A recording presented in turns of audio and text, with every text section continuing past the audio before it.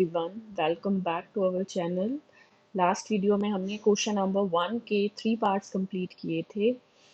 आज हम स्टार्ट करेंगे number 4 part. If you don't watch the previous video, watch and like, share and subscribe. तो next question हमारे पास fourth part जो है वो है 4u² plus 8u। Find the zeros of the following quadratic polynomial and verify the relationship between the zeros and coefficients। But यहाँ पर ये equation standard form की लग रही है आपको, तो let's check. ax² plus bx plus c, no, there will be 3 terms और यहाँ पर सिर्फ 2 है। कंपैरिजन कैसे करेंगे?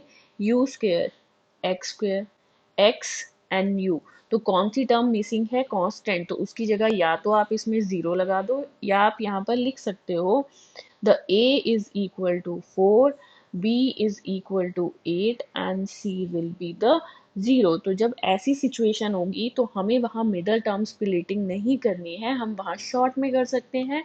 हमें क्या करना होगा यहाँ पर, हम यहाँ पर इक्वेशन में कॉमन चेक करेंगे कि कॉमन क्या नंबर आ रहा है आपका। तो इन दोनों डिजिट में या तो इसकी परफेक्टाइजेशन पूरी हो जाए या फिर इसमें से कॉमन मिल जाए। दोनों में से हमें कॉमन क्या मिल रहा है? 4u। 4 एंड 8 का common factor 4, u² and u में स्मॉलेस्ट नंबर की पावर क्या है? u। तो 4u आ गया कॉमन। 4u कॉमन आ जाता है तो एक u यहाँ पर रिमेनिंग रह जाएगा, u प्लस 8 कॉमन ले चुके हैं, 8 में से 4 कॉमन आ चुका है तो अंदर आपके पास ब्रैकेट में क्या रहेगा? 2 और u भी बाहर आ गया है, तो ये बन गई आपकी equation 4u bracket u plus 2। तो यहाँ पर आपको इसमें नॉर्मल कॉमन लेने की ज़रूरत नहीं पड़ी। हमारे पास दो सिचुएशन बन गई जब हम कंपैरिजन करते हैं। एक हम करेंगे 4u का कंपैरिजन 0 के साथ, 4u इक्वल टू 0, और दूसरी इक्वेशन क्या बन गई आपकी? u plus 2 equal to 0। There will be a 2 solution ना, क्योंकि क्वाड्रेटिक पॉलिनोमियल है। 4 आपका u को क्या कर रहा है? मल्टीप्लाई कर रहा है, तो ऑपोजिट साइड क्या करेगा? डिवाइड करेगा। तो u इज इक्वल टू 0/4, या आप इसको डायरेक्टली 0 भी लिख सकते हो, कोई प्रॉब्लम नहीं आएगी। तो फर्स्ट सॉल्यूशन आ गया u इज इक्वल टू 0। दूसरा सॉल्यूशन हम लेते हैं यहाँ पर u प्लस 2 इक्वल टू 0, तो प्लस का 2 ट्रांसपोज करके आपको क्या देगा? माइनस का, तो u इज इक्वल टू -2। ये आ गया आपका सेकंड सॉल्यूशन। तो यहाँ पर आप इसको लिख भी सकते हो, this will be alpha and this will be a beta. ये तो काम हुआ हमारा क्वाड्रेटिक पॉलिनोमियल के जीरोस फाइंड करने का। आगे बोल रहा है ये verify the relationship between the zeros and the coefficients. अब हमें यहाँ क्या करना है? हम फाइंड करेंगे यहाँ पर इसके रिलेशनशिप हमने कल लास्ट वीडियो में किया था। Alpha plus beta some of zero किसके इक्वल होता है आपका? कोफिशिएंट ऑफ एक्स मतलब b, और दूसरा क्या था अपॉन में? कोफिशिएंट ऑफ x², जो हमारा क्या होता है? कांस्टेंट a, जो कंपैरिजन हम इसे जनरल इक्वेशन के साथ करते हैं। ठीक है, और एक रिलेशन हमने क्या पढ़ा था आपका? Product of zero, alpha into beta is equal to c/a। ये दोनों आपको वेरीफाई करने हैं। अगर ये सॉल्यूशन ठीक आते हैं, इक्वल आते हैं, तो हमारा क्वेश्चन क्या हो जाएगा? सही हो जाएगा। तो यहाँ पर हम नेक्स्ट लिखते हैं अल्फा प्लस बीटा की वैल्यू डालेंगे एंड बी एन ए की वैल्यू डालेंगे। तो अल्फा हमारा क्या है?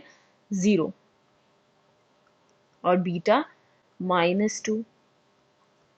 सिमिलरली माइनस बी की वैल्यू क्या है हमारे पास? 8, तो यहाँ पर आ जाएगा -8, और ए की वैल्यू क्या है आपके पास? 4। तो यहाँ पर इस साइड तो आपके पास जो लेफ्ट साइड बन रहा है वो तो 0 है। 0 के साथ आप कुछ भी प्लस कराओ, माइनस कराओ, उससे कोई प्रॉब्लम नहीं आएगी, वो नंबर सेम रहता है आपका, तो उससे आपको कोई प्रॉब्लम नहीं आनी चाहिए। अब हम यहाँ पर क्या करेंगे?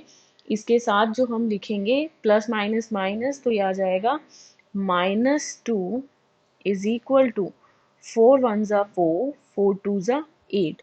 तो न्यूमरेटर 2, डिनोमिनेटर 1, तो हम इसे डायरेक्ट लिख सकते हो -2।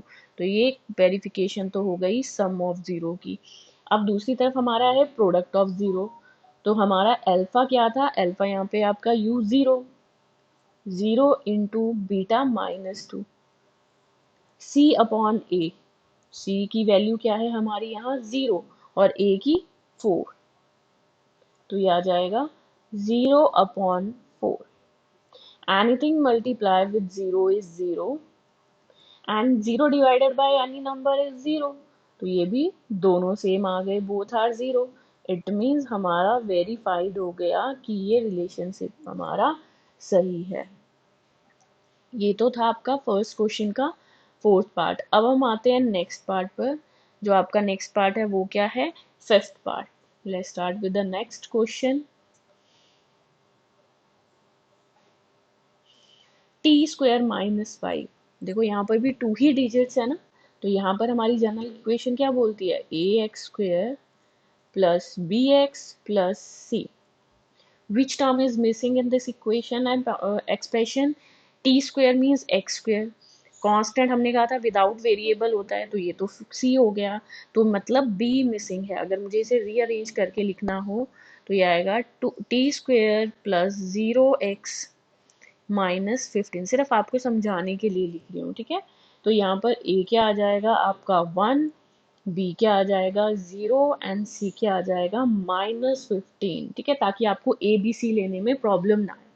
ठीक है, सॉल्व करने के लिए तो हम उसे जनरल इक्वेशन वाली बात करेंगे जो हमें गिवन है. तो ये थी हमारी इक्वेशन t² -15 का स्क्वायर. फैक्टराइजेशन हमने लास्ट क्लास 9th में पढ़ी है कि अगर मुझे 15 को स्क्वायर में लिखना है तो हम किस फॉर्म में लिख सकते हैं? √15 का होल स्क्वायर लिख सकते हैं ना हमें, क्योंकि स्क्वायर से एंड रूट्स कैंसिल होता है तो दोबारा 15 ही बन जाता है. ठीक है, तो इसकी फैक्टराइजेशन करने के लिए हमने 15 को ब्रेक कर दिया √15 की पावर होल. ये हमने क्यों किया? यहाँ पर एक आइडेंटिटी बन रही है आपकी. अगर आपको 9th स्टैंडर्ड में पॉलिनोमियल्स की आइडेंटिटी याद होगी, a² - b². वो क्या बोलती थी आपकी? a + b और a - b. मैंने यहाँ लिख भी दी. तो फर्स्ट ब्रैकेट आ जाएगा आपका t - 15. आप प्लस में लिख दो पहला, नो प्रॉब्लम. दूसरा आ जाएगा t + √15 which is equal to 0.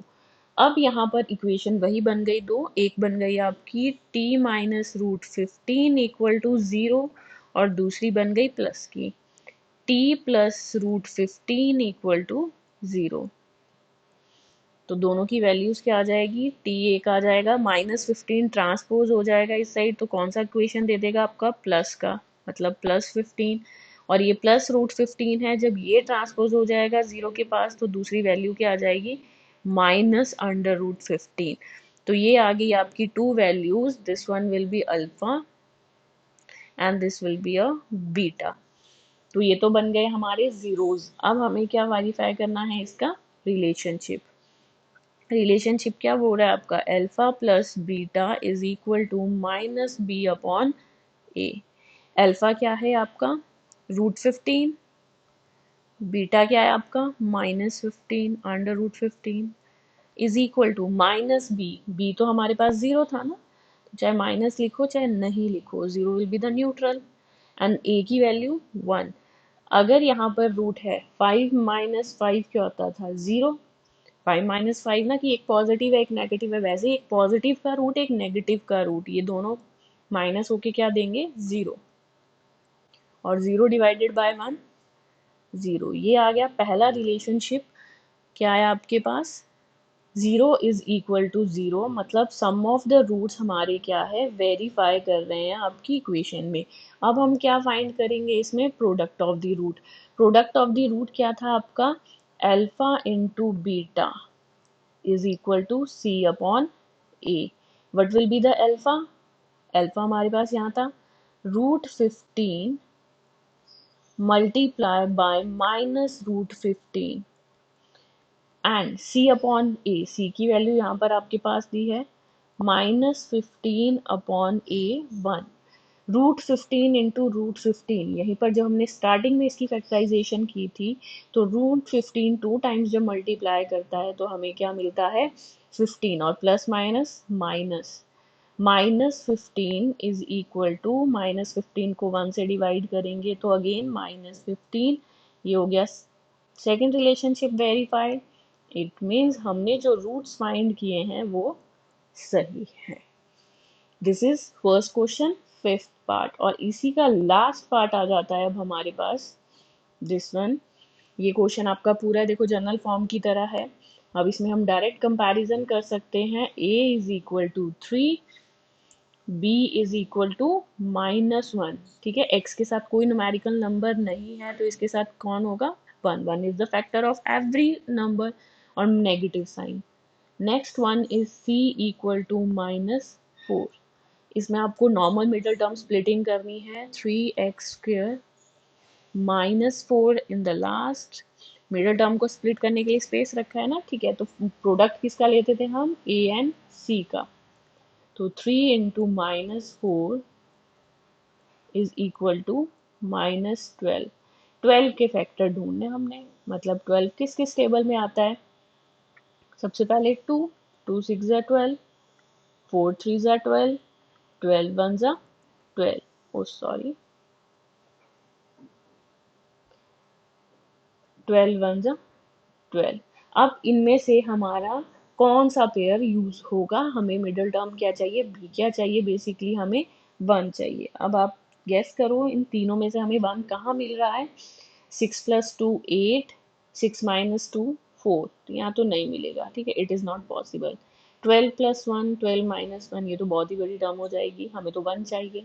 It means कौन बचा, हमें किसको यूज करना पड़ेगा, 4 एंड 3 को। तो इसको हम कैसे कर सकते हैं, 4 - 3 इक्वल टू 1। ठीक है, 1 तो मिल रहा है, बाकी साइन चाहिए ना हमें नेगेटिव, तो साइन हम बड़ी टर्म के साथ लगा देंगे। तो बड़ी टर्म के साथ हमेशा मिडल साइन आता है 4x and 3x। Plus minus minus करके 4 माइनस करके 3 मिल रहा, 1 मिल रहा था ना हमें, तो बड़ी टर्म के साथ नेगेटिव एंड छोटी टर्म के साथ plus. Plus minus minus and the sign will be greater term. तो बन गए pair. First pair is this, second pair is this. As you know that 3 and 4 which have no common factor, 1 आएगा सिर्फ, क्योंकि 1 तो सबका फैक्टर है। तो ये आ गया 1, और दूसरा x के साथ x है तो x, आप इसको सिंपल x भी लिख सकते हो, ठीक है। तो बचा कौन आपका ब्रैकेट में, 3x - 4। Center sign will be plus. 3x and 4 का कॉमन फैक्टर 1, और दूसरा रिमेनिंग दोनों सेम रहेंगे क्योंकि हमने कुछ भी कॉमन नहीं लिया। तो देखो ये दोनों ब्रैकेट सेम आ गए ना, इट मीन हमने अपना आंसर सही किया, हमारी फैक्टराइजेशन सही है यहाँ पर। 3x - 4 in the one bracket and second is 1x या x + 1, ठीक है, विच इज इक्वल टू 0, क्योंकि जीरोस फाइंड करने हैं ना हमने, तो इक्वल टू 0। अब आ जाते हैं नेक्स्ट, दो पेयर बन गए, एक बन गया आपका 3x - 4 इक्वल टू 0, और दूसरा बन गया x + 1 equal to 0। There will be a two solution. तो पहला आ जाएगा यहाँ से 3x - 4, ऑपोजिट साइड जाके ट्रांसपोज हो जाएगा, प्लस का बन जाएगा। तो x की वैल्यू आ गई यहाँ से 4/3, पहला सॉल्यूशन। 3 क्या कर रहा था आपका यहाँ पे, मल्टीप्लाई कर रहा था ना, तो ट्रांसपोज करके क्या करेगा, डिवाइड, और दूसरी साइड +1 इज ट्रांसपोज करके क्या करेगा, -1 दे देगा। ये आ गए दो सॉल्यूशन हमारे पास, one will be alpha and one will be the beta. Again the same one, relationship alpha plus beta is equal to -b/a। Alpha क्या है आपका 4/3, बीटा क्या है 1, -b। b की वैल्यू पहले से माइनस है और हमारे पास अपना एक माइनस अवेलेबल है ना, और a की वैल्यू 3। तो एलसीएम लेंगे, यहाँ पर एलसीएम क्या आ जाएगा, 3, 3 1 ज़ा 3, plus minus minus, minus minus plus 1/3। तो ये आपके पास क्या आ जाएगा, 4 - 3, 4 - 3 1 1/3। तो देखो दोनों तरफ 1/3 1/3, इट मीन्स हमने जो सॉल्यूशन किया है वो ठीक किया है। एंड सेकंड ऑप्शन जो बचा हमारा, वो बचा product of the rule, alpha into beta, that is c/a। Alpha into को प्रोडक्ट करना है, 4/3 इंटू -1, एंड c की वैल्यू क्या है हमारी, आप ऊपर स्लाइड करके देख सकते हो, c is -4 and a will be the 3. Numerator will be multiply in a fraction, 4 ones are 4 and minus 4 upon 3, and दूसरी साइड भी क्या आ गया, minus 4 upon 3. See, both relationships are equal. It means it is verified this relationship. तो ये था आपका question number 1 के total 6 parts. If you face any problem, comment. Otherwise, like, share and subscribe. Thank you for watching my video.